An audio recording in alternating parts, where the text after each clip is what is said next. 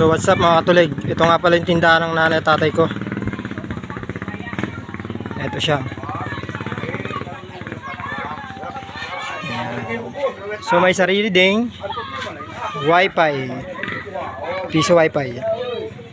So pupunta tayo ngayon dito sa loob. Yan, shout out sa mga nagiinuman.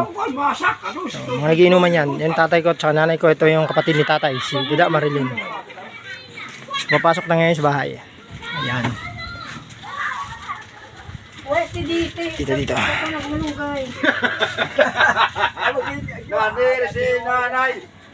Ayan. Pasok tayo dito ha. So, ayan. Ito yung ulamin. Ako magluluto raw eh. So, ayan. Ito yung mga manok ni tatay, pansabong.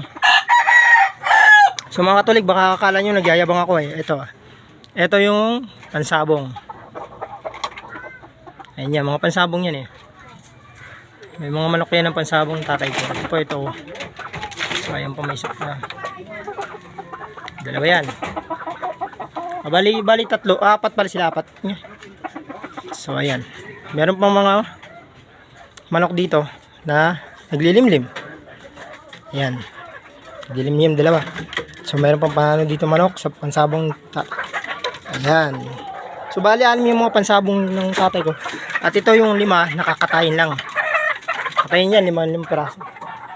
So may anuhan din pala rito si tatay. Anuhan ng baboy. Kulungan ng baboy. So ayan. Ito yung lote na. Ito ang kabuuan ng bahay niya. So, ngayon natutur ko na kayo yung mga katulig sa bahay ng nanay at tatay ko. Ay, meron pa palang dalawa. Sa kanya rin yan.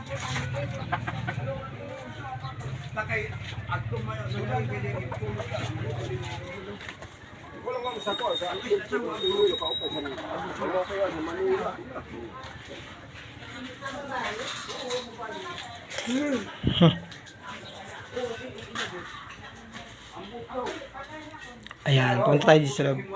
Ito yung sipisingi, tapos cellphone ni nanay. Gagamit ako. Anong unit ito? Anong password yun?